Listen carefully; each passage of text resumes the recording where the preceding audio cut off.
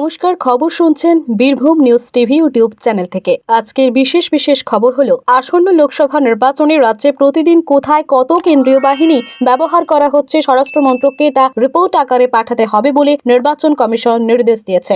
লোকসভা নির্বাচনে প্রথম দফার ভোট গ্রহণের জন্য মনোনয়ন জমা দেওয়ার কাজ আগামীকাল শেষ হচ্ছে। শারীরিকভাবে অসুস্থ ব্যক্তিদের ক্ষেত্রে সম্পত্তি রেজিস্ট্রি করার নিয়ম বদল করা হচ্ছে। দোলের দিন অভব্য আচরণের জন্য কলকাতায় 305 জনকে গ্রেফতার করা হয়েছে। বিভিন্ন জেলা থেকে একাধিক দুর্ঘটনার খবর আসছে। আইপিএল ক্রিকেটে কলকাতা নাইট রাইডার্সের পরবর্তী খেলায় সূচি প্রকাশ করেছে বিসিসিআই। আসছি বিস্তারিত খবরে। আসন্ন লোকসভা নির্বাচনে রাজ্যে প্রতিদিন কোথায় কত কেন্দ্রীয় বাহিনী ব্যবহার করা হচ্ছে স্বরাষ্ট্র মন্ত্রককে তার রিপোর্ট আকারে পাঠাতে হবে বলে নির্বাচন কমিশন নির্দেশ দিয়েছে। মুখ্য নির্বাচন আধিকারিকের দপ্তর সূত্রে জানা গিয়েছে, আগামী শুক্রবার থেকে প্রতিদিন বাহিনীর সমন্বয়কারী অফিসারকে এই রিপোর্ট পাঠাতে হবে। কোথায় কত বাহিনী মোতায়েন করা হবে তার জন্য মুখ্য নির্বাচনী আধিকারিক এবং রাজ্য পুলিশের ডিজির সঙ্গে কেন্দ্রীয় বাহিনীর প্রতিনিধিকে নিয়মিত সমন্বয় রাখার কথা বলা হয়েছে। প্রয়োজনে বাহিনীকে নিয়ে যাওয়ার জন্য রেলকে বিশেষ ট্রেন দেওয়ার কথাও বলা হয়েছে। লোকসভা নির্বাচন অবাধ ও শান্তিপূর্ণ করতে এপ্রিলের শুরুতেই আরও 27 কোম্পানি কেন্দ্রীয় বাহিনী রাজ্যে আসছে। এর মধ্যে সিআরপিএফ 15 কোম্পানি, বিএসএফ 5 ও সিআইএসএফ 7 কোম্পানি। কেন্দ্রীয় স্বরাষ্ট্র মন্ত্রক রাজ্য সরকারকে চিঠি দিয়ে কথা জানিয়েছে। আগেই রাজ্যে এসেছে 150 কোম্পানি কেন্দ্রীয় বাহিনী। লোকসভা ভোটের প্রথম দফায় আগামী 19 এপ্রিল কোচবিহার, আলিপুরদুয়ার ও জলপাইগুড়ি লোকসভা আসনে ভোট নেওয়া হবে। এই প্রেক্ষিতে ভোট কর্মীদের প্রশিক্ষণ দেওয়ার কাজ শুরু করেছে নির্বাচন কমিশন। মহিলা ভোট কর্মীদেরও দেওয়া হচ্ছে প্রশিক্ষণ। এদিকে এই দফায় মনোনয়ন জমা দেওয়ার কাজ আগামীকাল শেষ হচ্ছে। পরদিন সেগুলি পরীক্ষা করে দেখা হবে। প্রার্থী পদ প্রত্যাহারের শেষ দিন 30 এপ্রিল। বিভিন্ন অনুষ্ঠান ও র্যালির মাধ্যমে প্রবীণ নাগরিক, চা বাগান শ্রমিক, সাধারণ মানুষকে নিজের ভোটদান অধিকার সম্পর্কে সচেতন করার কাজও করছে কমিশন। জেলা শাসক তথা জেলা নির্বাচনী আধিকারিকরা ভোটারদের মধ্যে আস্থা বাড়াতে সশস্ত্র বাহিনীর রুট মার্চে অংশ নিয়ে সাধারণ মানুষদের সঙ্গে মত বিনিময় করছেন। আসন্ন লোকসভা ও বিধানসভার ভোটে পরিবেশ বান্ধব নির্বাচনকে উৎসাহ দিতে একাধিক পদক্ষেপ নেওয়ার কথা জানিয়েছে নির্বাচন কমিশন। বিভিন্ন রাজনৈতিক দলকে ভোট প্রচার চালানোর সময় কাগজের ব্যবহার যতটা সম্ভব কমানোর নির্দেশ দেওয়া হয়েছে। ইবুক, ই ডকুমেন্ট এবং কাগজের দুদিকই ছাপার জন্য ব্যবহারের পরামর্শ দিয়েছে কমিশন। রাজনৈতিক দলগুলির প্রচার কাজে পরিবেশ বান্ধব যানবাহন ব্যবহারের ওপর গুরুত্ব দেওয়ার পাশাপাশি কমিশন প্রচার অভিযানে পুনর্নবীকরণযোগ্য শক্তি ব্যবহারকে উৎসাহ দিতে বলেছে। নির্বাচনী কর্মী এবং রাজনৈতিক দলগুলি একবার ব্যবহারযোগ্য প্লাস্টিক সম্পূর্ণ বর্জন এবং সব ধরনের বর্জ্য সঠিকভাবে ফেলার জন্য পৃথক ব্যবস্থা রাখারও নির্দেশ দিয়েছে কমিশন। দেওয়াল লিখনকে কেন্দ্র করে দক্ষিণ 24 পরগনার ভাঙড় অশান্ত হয়ে ওঠে। ভগবানপুর গ্রাম পঞ্চায়েতের জিরানগাছা বাগানাইট গ্রামে আইএসএফ ও সিপিএমের কর্মীরা যৌথভাবে যাদবপুর কেন্দ্রের বাম গণতান্ত্রিক জোট প্রার্থী সৃজন ভট্টাচার্যের সমর্থনে দেওয়াল লিখছিলেন। আর সেই সময় তৃণমূল কংগ্রেস কর্মী সমর্থকরা তাদের ওপর হামলা চালায় বলে অভিযোগ। দুপক্ষের সংঘর্ষে ঘটনা এলাকায় ব্যাপক উত্তেজনা দেখা দেয়। আহত হন বেশ কয়েকজন। নাজিমউদ্দিন মোল্লা নামে এক আইএসএফ কর্মীর মাথা ফাটে বলে অভিযোগ। পোলেরহাট থানার পুলিশ গিয়ে পরিস্থিতি নিয়ন্ত্রণে আনে। পরে সৃজন ভট্টাচার্য সেখানে গিয়ে নাজিমউদ্দিনকে সঙ্গে নিয়ে থানায় এফআইআর দায়ের করেন। আমাদের সংবাদদাতা জানাচ্ছেন, আইএসএফ তাদের দেওয়াল দখল করার অভিযোগ তোলে তৃণমূল কংগ্রেসের বিরুদ্ধে। তৃণমূলের পাল্টা দাবি, বাড়ির মালিকের অনুমতি নিয়েই তারা দেওয়াল লিখেছিলেন। আর সেই সময় আইএসএফ কর্মীরা এসে তাদেরকে মারধর করে। সন্দেশখালীতে বিজেপি প্রার্থীর বিরুদ্ধে পোস্টার দেওয়া নিয়েও দলে আলোচনা হবে বলে রাজ্য সভাপতি সুকান্ত মজুমদার জানিয়েছেন। তিনি বালুরঘাটে গতকাল বসন্ত উৎসবে অংশ নিয়ে সাংবাদিকদের প্রশ্নের উত্তরে জানান, বিজেপির মতো দল অনেকেই প্রার্থী হতে চান। সেই প্রত্যাশা পূরণ না হলে এই ধরনের বিরোধিতা দেখা যায়। তবে দল এই ব্যাপারে বিচার বিবেচনা করেই পরবর্তী সিদ্ধান্ত নেবে। দলীয় কর্মীদের এ ব্যাপারে বোঝানো হবে বলে তিনি জানান। রাজ্যে সরকারি আমলাদের পদোন্নতি সংক্রান্ত নিয়মবিধি পরিবর্তন করা হয়েছে। কোনো আমলা যদি অন্তত 2 বছর যুগ্ম সচিব পদে দায়িত্ব সামলান তবে তাকে পদোন্নতি দিয়ে সচিব পদে বসানোর বিষয়ে ভাবনা চিন্তা করা হবে বলে কর্মীবর্গ এবং প্রশাসনিক সংস্কার দপ্তর থেকে জারি করা এক নির্দেশিকায় জানানো হয়েছে। পাশাপাশি কোনো আমলা যদি কমপক্ষে 2 বছরের দায়িত্বে থাকেন তবে সেই আমলাকে যুগ্ম সচিব পদে বসানোর বিষয়ে বিবেচনা করা হবে বলে সরকারি নির্দেশিকায় উল্লেখ করা হয়েছে।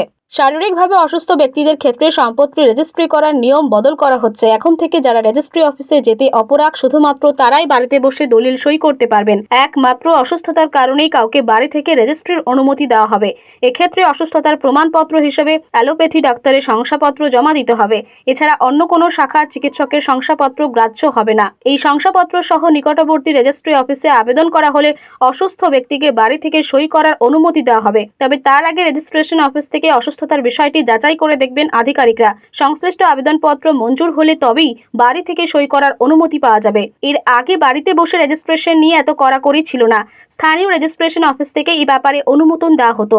শুধু তাই নয়, অসুস্থ ব্যক্তির বাড়ির সদস্যদের রেজিস্ট্রেশন অফিসে যেতে হতো না, সকলেই বাড়িতে বসে সই করতে পারতেন। কিন্তু এবার থেকে যিনি অনুপস্থিত হবেন এবং কেবল তাকেই বাড়ি থেকে সই করার অনুমতি দেওয়া হবে। পরিবারের বাকি সদস্যদের রেজিস্ট্রি অফিসে গিয়েই সই করতে হবে। দোলের দিন কলকাতার বিভিন্ন প্রান্তে অভব্য আচরণের জন্য পুলিশ 305 জনকে গ্রেপ্তার করেছে। বাজেয়াপ্ত করা হয়েছে 46 লিটারের বেশি মদ।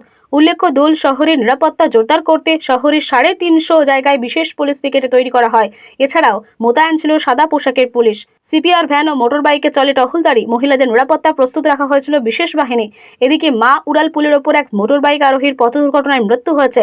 কলকাতার লেদার কমপ্লেক্স থানা এলাকায় বাসিন্দা সৈকত মল্লিক নামে বছর 23-এর ওই যুবক বাইক নিয়ে যাওয়ার সময় নিয়ন্ত্রণ হারিয়ে ব্রিজের গার্ডওয়ালে ধাক্কা মারে।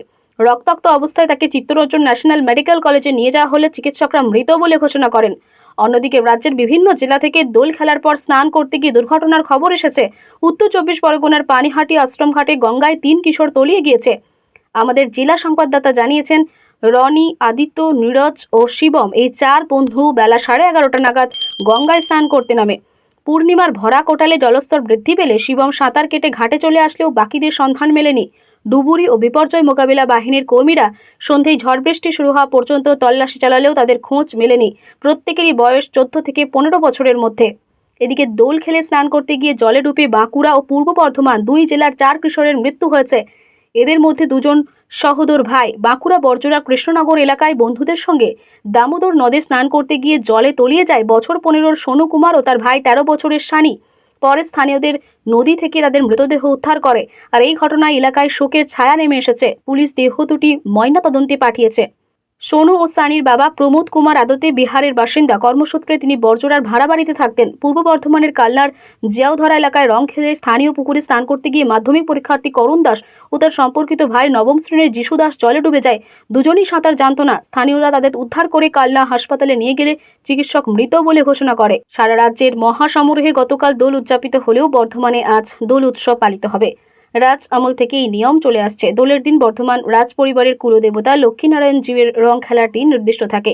ওই দিন শুধুমাত্র দেবতার পায়ে রং দেওয়া হয়। পরদিন রাজ পরিবারের সদস্য এবং তথাকথিত প্রজারা দোল খেলেন। তবে গতকাল শহরের বিভিন্ন জায়গায় বসন্ত উৎসবের আয়োজন করা হয়।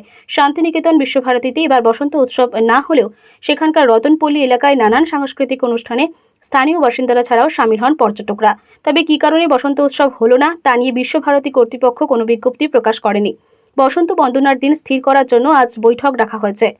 উল্লেখ্য, 2019 সালে আশ্রম মাঠে শেষ বসন্ত উৎসব পালিত হয়। IPL cricket Kolkata night Riders আগামী শুক্রবার বেঙ্গালুরুতে রয়্যাল চ্যালেঞ্জার্স ব্যাঙ্গালোরের বিরুদ্ধে খেলবে। গতকাল বিসিসিআই আইপিএল এর সম্পূর্ণ সূচি প্রকাশ করে। এর আগে প্রকাশিত সূচিতে কলকাতার মাত্র একটি খেলার দিন জানানো হয়েছিল। নতুন তালিকা অনুযায়ী এপ্রিলের 3-এ দিল্লি, 8-এ চেন্নাইয়ের বিরুদ্ধে খেলবে কেকেআর। এই দুটি খেলাঘরের মাঠে না হলেও এরপর টানা 5টি ম্যাচ কলকাতায় অনুষ্ঠিত হবে।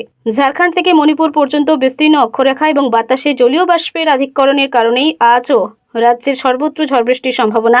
গত সন্ধ্যেই দক্ষিণবঙ্গের প্রায় সব জেলাতেই বজ্রবিদ্যুৎ সহ বৃষ্টি হয়েছে। উত্তরবঙ্গের জেলাগুলিতেও বজ্রবিদ্যুৎ সহ বৃষ্টির পূর্বাভাস রয়েছে। আর সেই সঙ্গে ঘন্টায় 30 থেকে 40 কিলোমিটার বেগে ঝোড়ো হাওয়া বয়ে যেতে পারে। আগামীকাল পর্যন্ত বিক্ষিপ্ত বৃষ্টির পূর্বাভাস দিয়েছে আলিপুর আবহাওয়া দপ্তর। এদিকে আলিপুরে আজ সর্বনিম্ন তাপমাত্রা রেকর্ড করা হয় স্বাভাবিকের থেকে 1 ডিগ্রি কম, 22.7 ডিগ্রি সেলসিয়াস। শেষ হলো স্থানীয় সংবাদ।